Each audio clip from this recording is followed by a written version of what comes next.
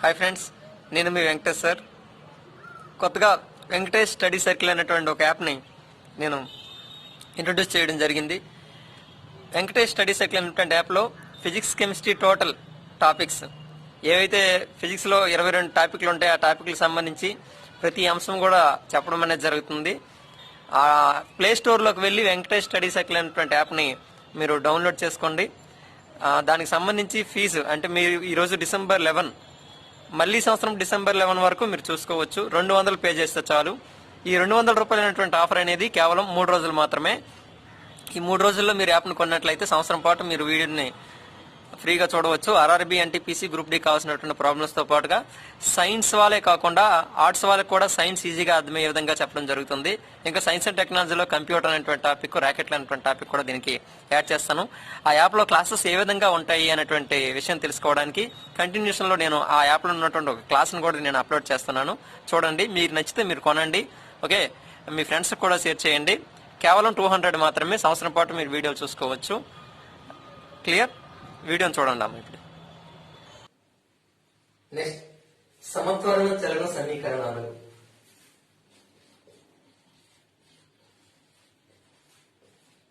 సమత్వరణ చలన సమీకరణాలు.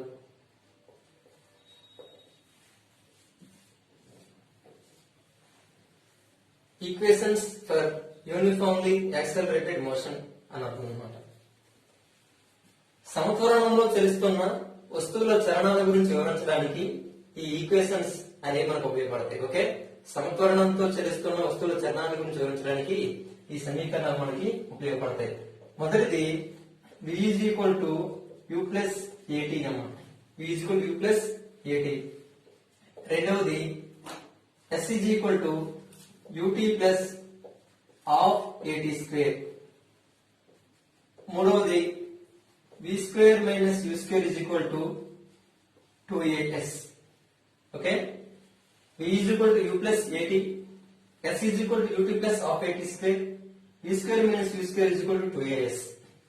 ఇక్కడ u అంటే తొలి వేగము అంటే ఇనీషియల్ వెలాసిటీ, v అంటే తుది వేగము అంటే ఫైనల్ వెలాసిటీ, ఇక్కడ a అంటే యాక్సలరేషన్ అంటే త్వరణము అని అర్థం, త్వరణము.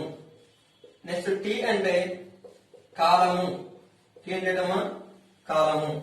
s అంటే డిస్ప్లేస్మెంట్ అంటే స్థాన భ్రంశము, స్థాన భ్రంశము. క్లియర్? u అంటే ఇనిషియల్ వెలాసిటీ తొలి వేగము, v అంటే తుది వేగము ఫైనల్ వెలాసిటీ, a అంటే త్వరణము యాక్సలరేషన్, t అంటే కాలము టైం, s అంటే డిస్ప్లేస్మెంట్ స్థాన భ్రంశము. ఓకే, అయితే ఈ ఈక్వేషన్స్ ని భూమి నుండి నెట్ట నిలువుగా పైకి విసిరినటువంటి వస్తువులకు, ఓకే, భూమి నుండి నెట్ట నిలువుగా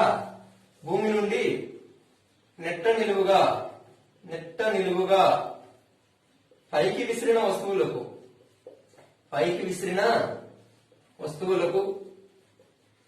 అదే విధంగా పైనుండి, ఓకే, కొంత గరిష్ట ఎత్తు నుండి నేలపైకి విసిరినటువంటి వస్తువులు, ఓకేనా, అంటే స్వేచ్ఛాపతన వస్తువులకు అని అర్థం అనమాట.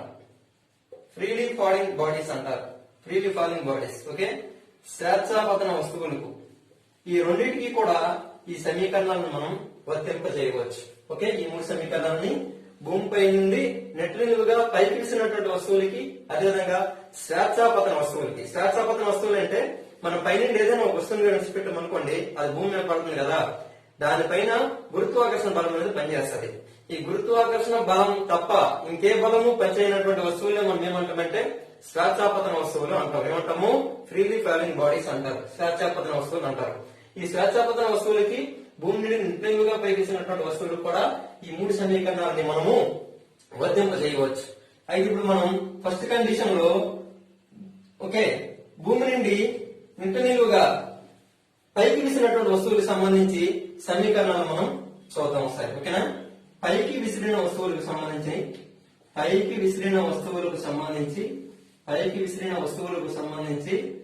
చలన సమీకరణాలు. ఓకేనా, పైకి విసిరిన వస్తువులకు సంబంధించి చలన సమీకరణాలు. చూడండి, ఇవి నీట్ గా అర్థం చేసుకుంటేనే వీటికి సంబంధించినటువంటి ప్రాబ్లమ్స్ మనం చేయడానికి అవకాశం ఉంటుంది అనమాట. ఓకేనా? సో చేయడానికి అవకాశం ఉంటుంది కాబట్టి ఇది నీట్ గా మనం అర్థం చేసుకోవాల్సినటువంటి అవసరం ఉంది. పైకి విసిరిన వస్తువులకు చలన సమీకరణాలు అంటే చూడండి, భూమి నుండి నెట్నీలుగా ఒక వస్తువుని పైకి విసిరాం అనుకోండి, దానంతా అది పైకి వెళ్ళిపోదు కదా, ఎంతో కొంత వేగంతో మనం విసరాలి, అంతే కదా. ఏదైనా వస్తువుని మనం పైకి విసరాలంటే ఏం చేయాలి? ఎంతో కొంత మనం వేగం ఇవ్వాలి, లేకపోతే దాంట్లో ఒక విమానం కానివ్వండి, ఒక రాయి కానివ్వండి, ఏదైనా సరే అది ఎగరాలంటే మనం ఏం చేయాలి? ఎంతో కొంత వేగం ఇవ్వాలి. అంటే u ఈజ్ ఈక్వల్ టు కొంత వేగం అనమాట. అంటే మనకి ఇనీషియల్ వెలాసిటీ దానికి ఎంతో కొంత ఇవ్వాలి, ఎంతైనా ఉండొచ్చు అనమాట. కానీ ఫైనల్ గా కొంత తెలిసి ఒక రాయి ఉందనుకోండి, కొంత వేగం ఇచ్చాం, అలా విసురుతున్న కొద్ది ఏమవుతుంది? అది గురుత్వాకర్షణ ప్రభావం దాని యొక్క వేగం అనేది తగ్గిపోయి ఎక్కడ ఆగిపోద్ది అనమాట. ఓకేనా? సో అందుకు అక్కడ v ఈజ్ ఈక్వల్ టు 0 గా తీసుకోవాలి. అర్థమవుతుందా? భూమి నుండి నెట్టినీలుగా పైకి చూసినటువంటి వస్తువుల యొక్క తొలి వేగము ఎంతో కొంత ఉంటుంది. Okay, v is equal to 0 గా తీసుకోవాలన్నమాట. v ఈజ్ ఈక్వల్ టు 0 గా తీసుకోవాలి. అదేవిధంగా భూమి నుండి పైకి విసిరేటప్పుడు గురుత్వాకర్షణ బలం అనేది పనిచేస్తుంది కాబట్టి వస్తువు యొక్క వేగం అనేది తక్కువైపోతుంది అనమాట. ఓకేనా? అంటే గురుత్వాకర్షణ బలం అనేది కిందకి లాగుతుంది, వస్తువు ఏమో పైకి వెళ్తుంది. అర్థమవుతుందా? గురుత్వాకర్షణ బలం కిందకి లాగుతుంది, వస్తువు ఏమో పైకి వెళ్తుంది. కాబట్టి ఇక్కడ త్వరణాన్ని, గురుత్వ త్వరణాన్ని నెగిటివ్ గా తీసుకోవాలన్నమాట. ఎలా తీసుకోవాలమ్మా? నెగిటివ్ గా తీసుకోవాలి. జనరల్లీ ఇక్కడ ఈ సమీకరణంలో యాక్సలరేషన్ కి బదులుగా ఏ అనేది ఎక్కడైతే కనబడుతుందో దానికి బదులుగా జీ తీసుకుంటాం. ఏం తీసుకుంటాము? జీ తీసుకుంటాం. కాకపోతే ఈ కండిషన్ లో నెగిటివ్ జీ తీసుకోవాలన్నమాట. ఏం తీసుకోవాలి? నెగిటివ్ జీ అంటే మైనస్ జీ అని తీసుకోవాలి. ఎందుకు మైనస్ జీ తీసుకోవాలన్నా? గురుత్వాకర్షణ బలం కిందకి అవుతుంది, ఈ వస్తువు ఏమో పైకి వెళ్తుంది. అట్లాంటప్పుడు ఏం చేయాలంటే మైనస్ జీ అని తీసుకోవాలన్నమాట. అదేవిధంగా ఈ సమీకరణాల్లో ఎస్ కి బదులుగా, స్థానభ్రంశానికి బదులుగా మనం హైట్ తీసుకోవాల్సి ఉంటది. ఓకే, ఎందుకంటే పైకి ఇస్తున్నాం. ఇలా అనుకోండి, ఇలా స్ట్రైట్ లైన్ పోతాం అనుకోండి, స్థానభ్రంశం అని చెప్పొచ్చు. కానీ పైకి ఇస్తున్నాం కాబట్టి దీన్ని మనం ఎలా తీసుకోవాలంటే ఎస్ కి బదులుగా హైట్ అని తీసుకుంటాం అనమాట. ఏమని తీసుకుంటాము? హైట్ అని తీసుకుంటాం. అర్థమవుతుందా? ఈ సమీకరణం సంబంధించి అంటే పైకి ఇచ్చినటువంటి వస్తువులకు సంబంధించి సమీకరణాల్లో ఏ కు బదులుగా ఏం తీసుకోవాలి? మైనస్ జీ తీసుకోవాలి. మైనస్ జీ ఎందుకు తీసుకోవాలో చెప్పాను. ఓకే, అదేవిధంగా ఎస్ కి బదులుగా హెచ్ తీసుకోవాలన్నమాట. Clear? v is equal to 0 తీసుకోవాలి. రైట్, ఇప్పుడు ఫస్ట్ ఈక్వేషన్ తీసుకుందాం. v is equal to u plus at. v is equal to u plus at. Right, v is equal to u plus at అన్నాం. v is equal to u plus at లో మనం v is equal to ఎంత అని చెప్పాను అన్న? 0. v is equal ఎంత అని చెప్పాను? 0. u ప్లస్ a కి బదులుగా ఏం తీసుకోమన్నాను నేను? మైనస్ జీ తీసుకోమన్నాను. ప్లస్ ఆఫ్ మైనస్ జీ అంటే ఏమవుతుంది? మైనస్ జీ కదా, ఇంటూ టీ అనమాట. క్లియర్? ఆ వాల్యూస్ నేను ఇక్కడ సబ్స్టిట్యూట్ చేసి అప్పుడు u మైనస్ జీటీ అనేది వస్తుంది. u minus g t is equal ఎంత వచ్చింది? 0 అనేది వచ్చింది అనమాట. u minus g t is equal ఏమైంది? 0 అయింది. అంటే u ఈజ్ ఈక్వల్ ఏమవుతుంది? జీటీ అవుతుంది. u ఈజ్ ఈక్వల్ ఏమవుతుంది? జీటీ. t ఈజ్ ఈక్వల్ ఏమవుతుంది?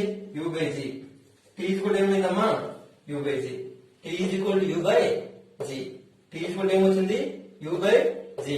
దీన్ని మనం ఏమంటామంటే ఆరోహణ కాలము అంటాం. మనం ఏమంటాము? ఆరోహణ కాలము అంటే టైమ్ ఆఫ్ ఎసెంట్ అంటారు. ఏమంటారు? Time of ascent. Time of ascent అన్న ఆరోహణ కాలం అని ఒకటే. ఈ ఆరోహణ కాలం time of ascent, time of ascent is equal ఏమవుతుంది? u బై జీ అనమాట. u by g. ఆరోహణ కాలం అంటే కింద నుండి పైకి విసిరినటువంటి వస్తువు దాని గరిష్ట ఎత్తును చేరుకోవడానికి పట్టినటువంటి కాలం అనమాట. కింద నుండి పైకి వేసినటువంటి వస్తువు దాని గరిష్ట ఎత్తును చేరుకోవడానికి పట్టినటువంటి కాలాన్ని మనము ఆరోహణ కాలం అంటాం. ఆరోహణ కాలం t ఈజ్ ఈక్వల్ టు ఏం సమీకరణము? t is equal to u by g అన్నమాట. క్లియర్? ఇప్పుడు రెండవ సమీకరణం తీసుకుందాం. s is equal to ut plus half 80 square. ut plus half 80 square. Okay, s కి బదులు ఏం తీసుకోమన్నాము? h తీసుకోమన్నాము. ఓకేనా? అదేవిధంగా ut ప్లస్ హాఫ్ ఏ కి బదులు ఏం తీసుకోమన్నాను? Minus g. ఓకే, ఇది టీ స్క్వేర్. అంటే ఏమవుతుంది? H is equal to ut minus అంటే ప్లస్ ఇంటూ మైనస్ మైనస్ కదా, minus gt square. Ut minus half gt square అని వచ్చిందా లేదా? క్లియర్? ఓకే, ఇప్పుడు స్వేచ్ఛా పతన వస్తువులకు సంబంధించినటువంటి చలన సమీకరణాలు చూద్దాం. స్వేచ్ఛా పతన వస్తువులకి, ఓకేనా? స్వేచ్ఛా పతన వస్తువులకు సంబంధించి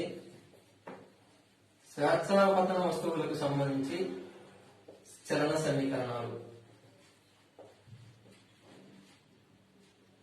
స్వేచ్ఛా పతన వస్తువులకు సంబంధించినటువంటి చలన సమీకరణాలు. క్లియర్?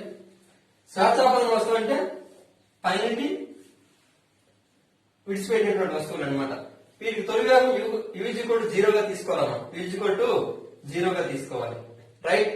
అయితే వీటికి కూడా s h గానే తీసుకోవాలి. ఓకే, s ఏమైనా తీసుకుంటాము, కొంత ఎత్తుని విడిచిపెడుతున్నాం కాబట్టి డిస్ప్లేస్మెంట్ బదులుగా h అని తీసుకుంటాం. అదేవిధంగా దీనిపైన గురుత్వాకర్షణ బలం ఎలా పనిచేస్తుంది? పైనుండి అంటే ఒక వస్తువుని పైనుండి కింద విసురుతున్నాం అనుకోండి, దానిపైన గురుత్వాకర్షణ బలం పనిచేస్తుంది.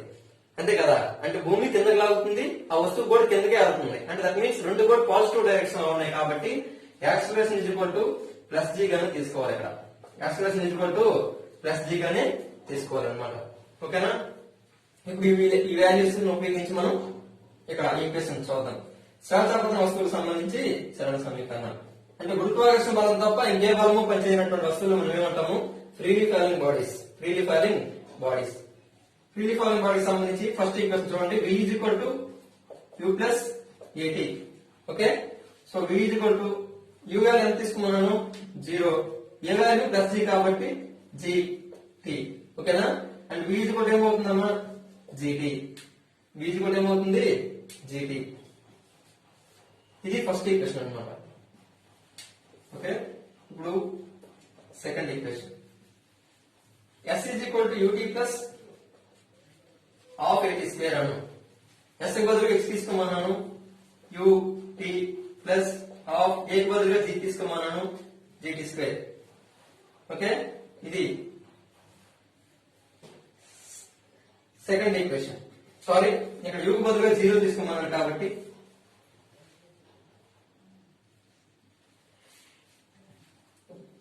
ఇప్పుడు సెకండ్ ఈక్వేషన్ రాద్దాం. s is equal to ut plus half at square. s కి బదులు h తీసుకోవాలి. ఓకే, u అంటే 0 కదా, 0 ఇంటూ t ఏమవుతుంది? 0 అవుతుంది. Okay, plus half gt square. ఈ 2 తెలియదు అనుకోండి, 2h is equal to gt square. Clear?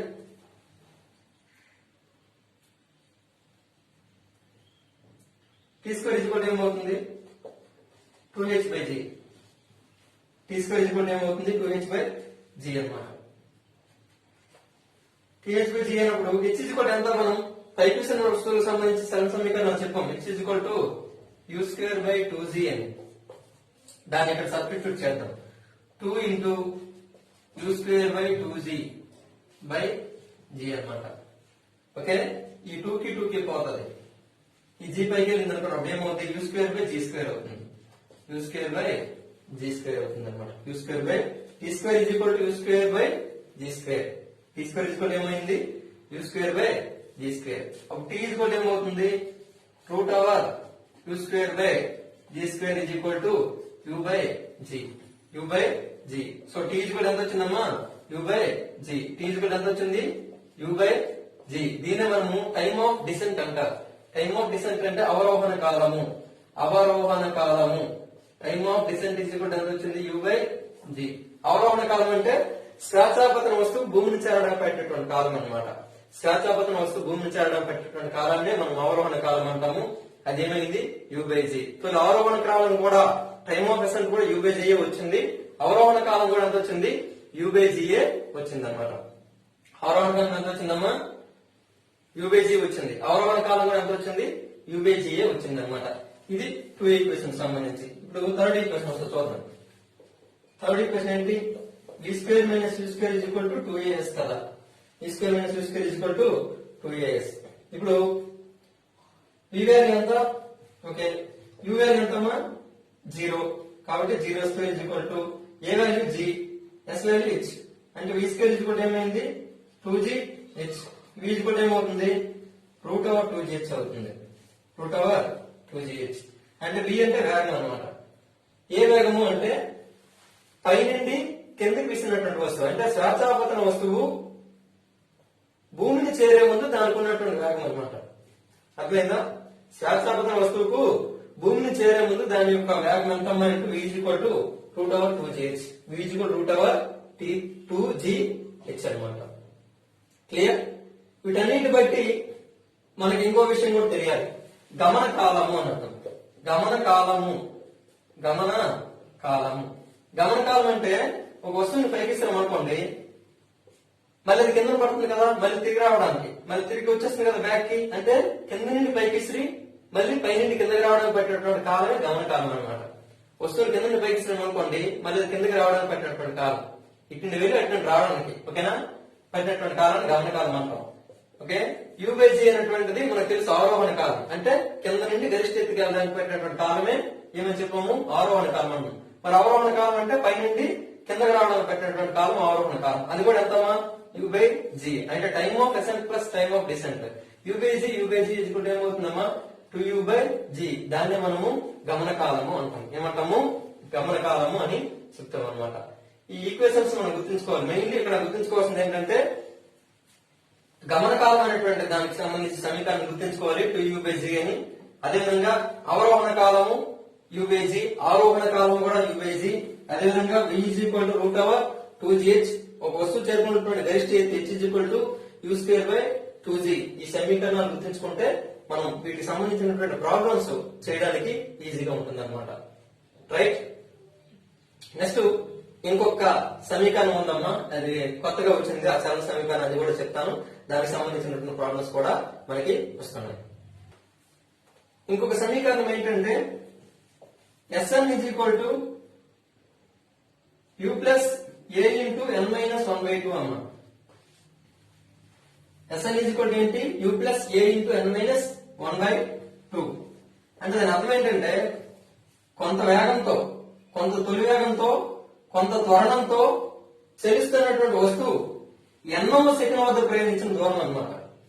ఓకేనా, కొంత తొలి వేగంతో, కొంత త్వరణంతో ప్రయాణిస్తున్నటువంటి వస్తువు ఎన్నవ సెకండ్ వద్ద పొందినటువంటి స్థానభ్రంశము, ఓకేనా, ఎన్నవ సెకండ్ వద్ద పొందినటువంటి దూరము ఎలాగైనా అడగచ్చు. దూరం ఎంత అంటే Sn = u + a × n - 1/2. ఈ ఈక్వేషన్ ఉపయోగించి RRB Group B లో ప్రాబ్లమ్స్ అనేవి వస్తున్నాయి. ఫర్ ఎగ్జాంపుల్ ఒక ప్రాబ్లం చూద్దాం, దీనికి సంబంధించి ఈ ఈక్వేషన్ సంబంధించి ఒక ప్రాబ్లం అనేది చూద్దాం. ఓకే,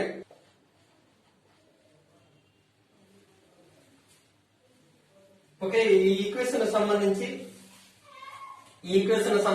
ఒక ప్రాబ్లం. నిశ్చల స్థితి నుండి ఒక కణం 4/3 మీటర్/సెకండ్ స్క్వేర్, ఓకే, మీటర్/సెకండ్ త్వరణంతో ప్రయాణిస్తుంది. అది 3వ సెకండ్ లో పొందినటువంటి దూరం ఎంత అని అడిగాడు అనమాట. ఓకే, నిశ్చల స్థితి నుండి ఒక కణం ప్రయాణిస్తుంది 4/3 మీటర్/సెకండ్ త్వరణంతో ప్రయాణిస్తుంది. అది 3వ సెకండ్ లో ప్రయాణించినటువంటి దూరం ఎంత అన్నాడు అనమాట. ఓకేనా, ఎన్నవ సెకండ్ లో అది ప్రయాణించినటువంటి దూరం ఎంత అనే దానికి ఈక్వేషన్ మనకు తెలుసు, 1 + a × n - 1/2 అనమాట. నిశ్చల స్థితి నుండి అన్నమాట కాబట్టి u = ఎంత అవుతుందమ్మా, 0 అనమాట.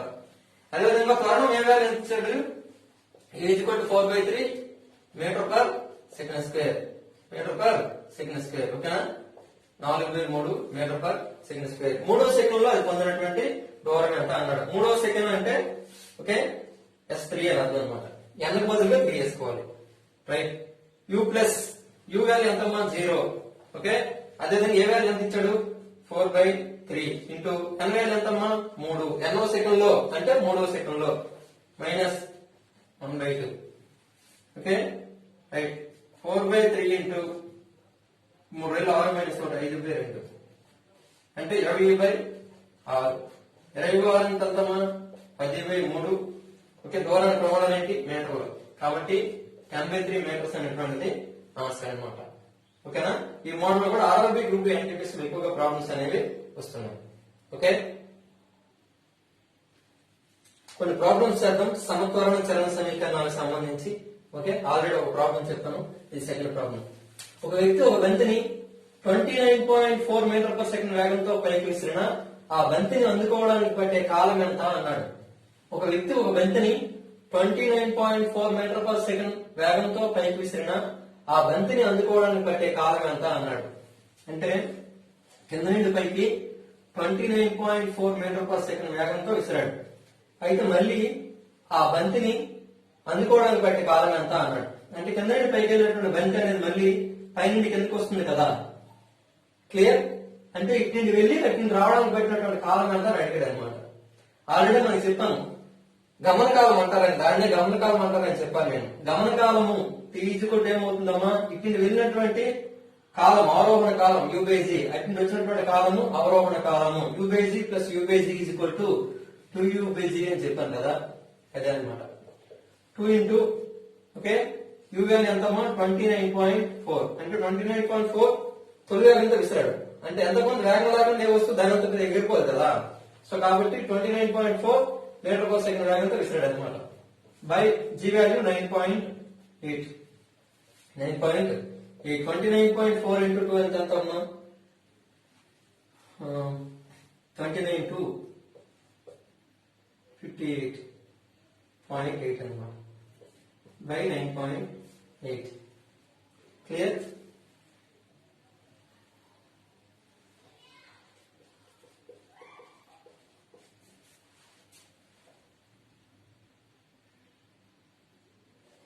సిక్స్ తీసుకోను 6 ఎందుకు 48 4 6 58 రైట్ 6 ఆన్సర్.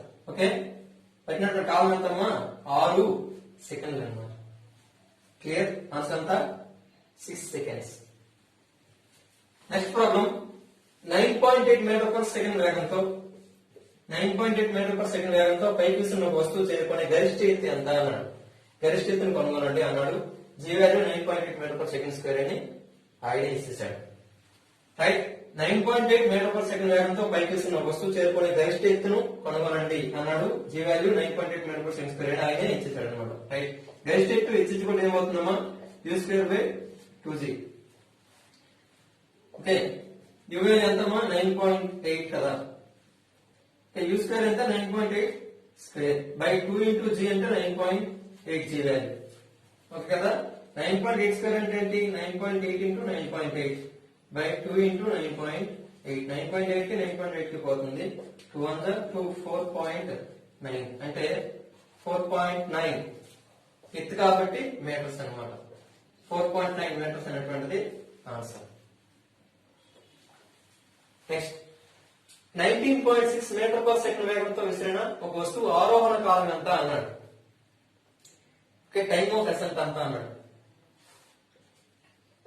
యూఎల్ ఎంత ఇచ్చాడు 19.6 మీటర్ పర్ సెకండ్ వేగంతో పైకిసిన వస్తువు యొక్క ఆరోహణ కాలం ఎంత అన్నాడు. ఆరోహణ కాలం అంటే పైకిసినటువంటి వస్తువు దాని గరిష్ట ఎత్తును చేరుకోవడానికి మాక్సిమం వెయిట్ ని చేరుకోవడానికి పెట్టినటువంటి కాలాన్ని మనం ఏమంటాము టైమ్ ఆఫ్ ఎసెంట్ అంటాము. ఓకే ఈజ్ ఈక్వల్ టు ఏంటమ్మా u/g. కాబట్టి 19.6/9.8 జీ వాల్యూ 9.8 కదా. సో ఆన్సర్ ఎంత వస్తుందమ్మా 2. కాలానికి యూనిట్ ఏంటి సెకండ్స్. కాబట్టి 2 సెకండ్ల కాలం పట్టింది అని చెప్తాం. ఇప్పుడు నెక్స్ట్ ప్రాబ్లం 19.6 మీటర్స్ ఎత్తు నుండి పడుతున్న వస్తువు భూమిని తాకినప్పుడు దాని వేగాన్ని కనుగొనండి అన్నాడు. 19.6 మీటర్స్ ఎత్తు నుండి పడుతున్న వస్తువు భూమిని తాకినప్పుడు దాని వేగాన్ని కనుగొనండి అన్నాడు. 19.6 మీటర్స్ ఎత్తు నుండి పడుతున్నటువంటి ఒక వస్తువు. ఓకేనా దీని హైట్ అంతమ్మా 19.6 మీటర్ల ఎత్తు నుండి భూమిపైకి పడుతున్నటువంటి వస్తువు భూమిని తాకినప్పుడు దాని వేగాన్ని కనుగొనండి అన్నాడు అనమాట. ఓకే దానికి ఆల్రెడీ మనం ఈక్వేషన్ చెప్పడం జరిగింది. ఓకేనా p ఏమో చెప్పాను √2gh అని చెప్పాను. √2gh అని చెప్పాను కదా. Right 2 into g value 9.8. Okay h value 19.6. ఇప్పుడు ఏమవుతుంది √2 ఇంటూ 9.8 ఇంటూ 19.6 ఎలా రాసుకోవచ్చు 2 ఇంటూ 9.8 గా రాసుకోవచ్చు లేదా. అప్పుడు ఏమవుతుందమ్మా 2 స్క్వేర్ ఇంటూ 9.8 స్క్వేర్. ఓకే ఈ స్క్వేర్ కి రూట్ కి పోద్ది. అప్పుడు ఏం మిగులుతుంది మనకి 19.6 మిగులుతుంది అనమాట. 19.6 ఓకే మీటర్ పర్ సెకండ్ వేగం అన్నాడు కాబట్టి metre per second 19.6 metre per second. Next problem 20 metres per second తొలి వేగంతో ఒక వస్తువును పైకి విసిరితే అది చేరే గరిష్ట ఎత్తును కనుగొనండి అన్నాడు. 20 మీటర్ పర్ సెకండ్ తొలి వేగంతో ఒక వస్తువును పైకి విసిరితే అది చేరే గరిష్ట ఎత్తును కనుగొనండి అన్నాడు అనమాట. క్లియర్ 20 మీటర్స్ పర్ సెకండ్ తొలి వేగంతో వస్తువును పైకి విసిరితే అది చేరే గరిష్ట ఎత్తును కనుగొనండి అన్నాడు. గరిష్ట ఎత్తు maximum height h equal to ఏంటమ్మా u square by 2c. h equal to u square by 2c. So ఇక్కడ g ఈక్వల్ టు ఎంతమ్మా 9.8 మీటర్ పర్ సెకండ్ స్క్వేర్. ఇది ఎక్కువ వాడతాం అన్నమాట. 9.8 మీటర్ పర్ సెకండ్ స్క్వేర్ లేదా 980 metre per second square g value. General ఇదే ఎక్కువ వాడతారు. 9.8 మీటర్ పర్ సెకండ్ స్క్వేర్ ఎక్కువ వాడతాం అన్నమాట. ఒకసారి జీ వాల్యూ వాళ్ళు 10 మీటర్ పర్ సెకండ్ స్క్వేర్ వాడమన్నాడు అనుకోండి, అదే వాడుకుంటాం. ఏ వాల్యూ ఇవ్వకపోతే మనం 9.8 మీటర్ పర్ సెకండ్ స్క్వేర్ వాడుకోవాలి. ఒకసారి పాయింట్ లో ఎందుకు ఇబ్బంది పెట్టడం అని చెప్పి 10 మీటర్ పర్ సెకండ్ స్క్వేర్ అని ఇస్తాడు ఒకసారి. అలాంటప్పుడు ఆ 10 మనం సబ్స్టిట్యూట్ చేస్తే okay okay right. H equal you square by 2c అయినప్పుడు యూ స్క్వేర్ అంటే ఎంతమా 20 మీటర్ పర్ సెకండ్ తొలి వేగంతో అన్నాడు. 20 ఇంటూ 20 అనమాట. 20 square by 2 into g 9.8. Okay 9.8 లేదనుకోండి ఇక్కడ 10 ఇద్దాం. Okay g value 10 metre per second square తీసుకున్నాడు అనుకోండి. G value 10 metre per second square తీసుకున్నాడు అనుకోండి. అప్పుడు ఏమవుతుంది 2 ఇంటూ 10 క్యాల్కులేషన్ ఈజీగా ఉంటుందని నేను కొంచెం చేంజ్ చేశాను అంతే. ఓకే అక్కడ వాల్యూ ఇవ్వలేదు, నేను 10 మీటర్ పర్ సెకండ్ స్క్వేర్ ఇచ్చాను. అప్పుడు 10 వేస్తాం. అప్పుడు ఏమవుతుందమ్మా 2 ఒకట్ల 2 10ల 10కి 10 క్యాన్సిల్ అయితే ఎంత మిగులుతుంది 20 మీటర్స్ అనేటువంటిది ఆన్సర్ అన్నమాట. ఈ విధంగా సమతూలం చలన సమీకరణానికి సంబంధించి ఏ ప్రాబ్లం అయినా మనము 4 ఈక్వేషన్స్ ఉపయోగించి చేస్తాం అనమాట. ఒకటోది ఆరోహణ కాలము time of descent is equal to u by c. రెండవది అవరోహణ కాలము time of descent is equal to u by c. మొత్తం కలిపి గమన కాలము ఈజ్ ఈక్వల్ టు ఏమవుతుందమ్మా 2u బై c అంటే u బై c ప్లస్ u బై c. అదేవిధంగా కొంత వేగంతో భూమిని చేరుతున్నటువంటి వస్తువు భూమిని చేరుతున్నప్పుడు దాని యొక్క వేగం ఎంత అంటే v is equal to √2gh. అదేవిధంగా కింద నుండి పైకి వేసినటువంటి వస్తువు చేరుకున్నటువంటి గరిష్ట ఎత్తు h is equal to u square by 2g. h is equal to ఎంత u square by 2g. Okay ఈ ఈక్వేషన్ ఇది ఈ మూడు ఈ 5 ఫార్ములను ఉపయోగించి ఏ రకాన్ని మనం చేయొచ్చు. అదేవిధంగా Sn is equal to u plus a inter minus 1/2 అంటే కొంత తొలి వేగంతో కొంత త్వరణంతో వస్తువు ప్రయోగిస్తున్నప్పుడు ఎన్నో సెకండ్ వద్ద పొందినటువంటి అది ప్రయోగిస్తున్నటువంటి దూరం అనే దానికి సమీకరణం చెప్పాను కదా. ఇవన్నీ ఉపయోగించుకొని ఏ ప్రాబ్లం ఇచ్చినా సరే మనం చేయడానికి అవకాశం ఉంటుంది అనమాట. ఓకే.